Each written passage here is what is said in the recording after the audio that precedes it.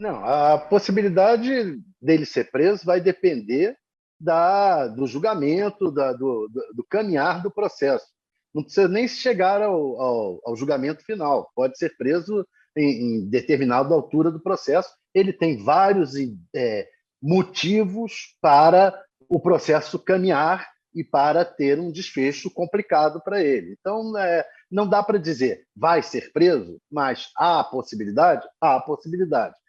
Existe uma discussão política sobre prender ou não. E aí é que está o Bolsonaro. Ele está tentando se vitimizar para ver se impede uma prisão. Começar a dizer, o pessoal dele começar a dizer, olha, está se perseguindo o Bolsonaro, etc. e tal. Então ele está tentando criar uma capa política. Eu acho que ele não vai resistir muito tempo a esse papel de vítima e de bom-mocismo. Não é esse o normal do Bolsonaro. Com o tempo, ele vai começar a se soltar, como se soltou o Roberto Jefferson, que fez papel de vítima durante muito tempo e depois se soltou.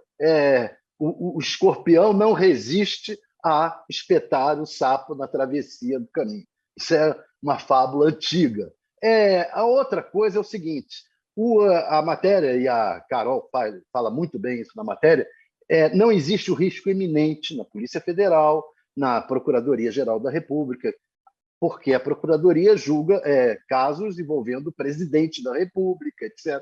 Ele não é mais presidente da República. E a Polícia Federal não está com disposição agora de pedir a prisão dele. Mas ele tem um problema pela frente, que é um problema que todo presidente, ex-presidente tem. Qualquer juizinho de primeira instância pode determinar uma prisão temporária e vai ter um tempo para tirar. O tempo, às vezes, é rápido ou não.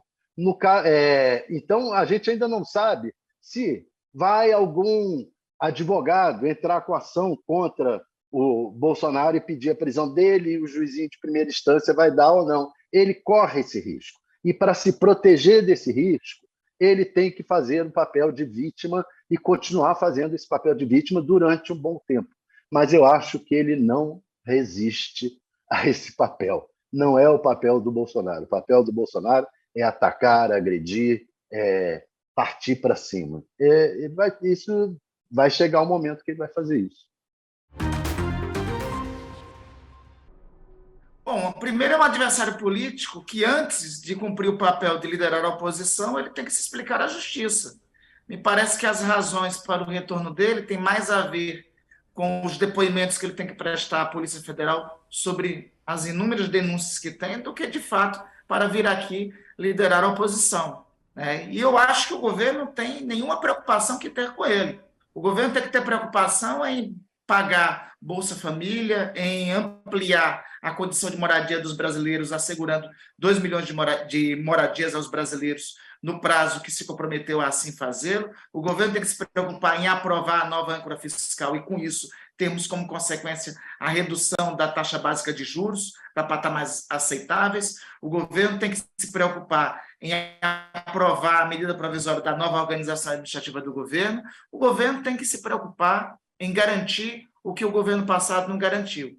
Estou confiante que até junho a gente aprova a nova âncora fiscal. O marco fiscal que foi apresentado foi um marco que, como tinha sido anunciado anteriormente, vocês muito bem viram ontem, com a reação por parte do mercado, as bolsas subiram, o dólar caiu, foi uma proposta que foi bem recebida pela sociedade brasileira, sobretudo porque não sacrifica os investimentos sociais do governo, e acima, e a despeito de tudo, foi bem recebida também pelo mercado. Porque parte de um princípio simples: não podemos gastar mais do que temos, mas gastar mais do que arrecadamos. Nesta régua e nesta regra que se tem, com as projeções de receita que nós temos, vai ser possível manter investimentos em educação, em saúde, investimentos sociais como Minha Casa Minha Vida, programa de distribuição de renda como... Mas tem maioria na Câmara para isso?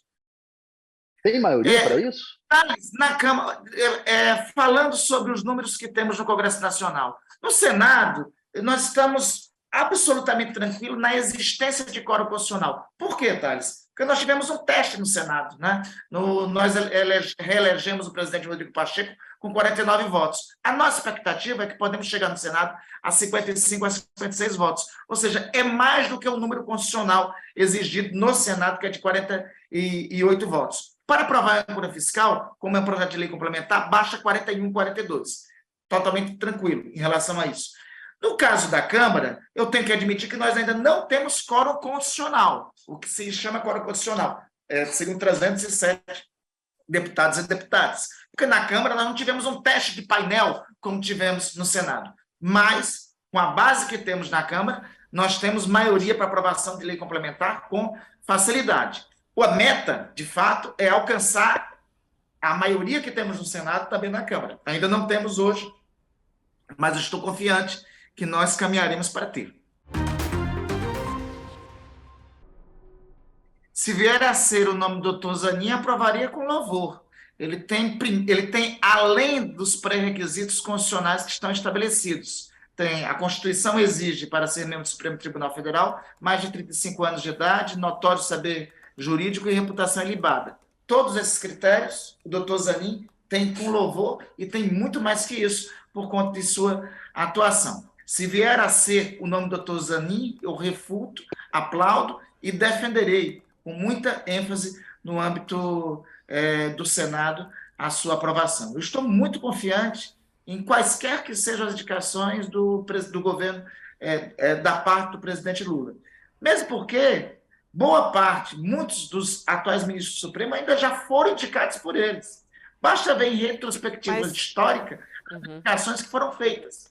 Todas elas remontam aos melhores quadros que já passaram, já tiveram no Supremo Tribunal Federal. Foi da indicação do presidente Lula, Aires Brito, daí foi a indicação do governo do presidente Lula e de governos petistas, posteriormente, o ministro José Luiz Barroso, foi a indicação do presidente Lula à ministra Carmen Lúcia. Então, todas as indicações... Senador, mas o senhor está num partido, e até quem conhece a sua história e trajetória política sabe o quanto o senhor defende a questão da diversidade.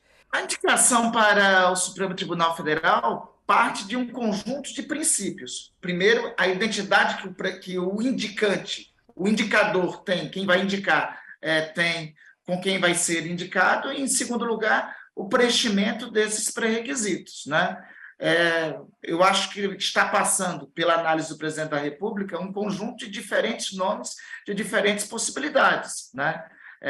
Eu acho que tão importante quanto a característica da indicação será as linhas que vai atuar esse julgador. Veja, o ministro Luiz Roberto Barroso não tem essa identidade física que você aqui destaca, Fabíola, mas ninguém atuou mais em relação às causas dos povos indígenas, da diversidade sexual, da diversidade racial, da inclusão das chamadas minorias, que são maiorias, nos últimos 10 anos, do que o ministro Luiz Roberto Barroso. Eu acho que tão importante quanto a característica do indicado é a concepção do indicado em relação a esses valores.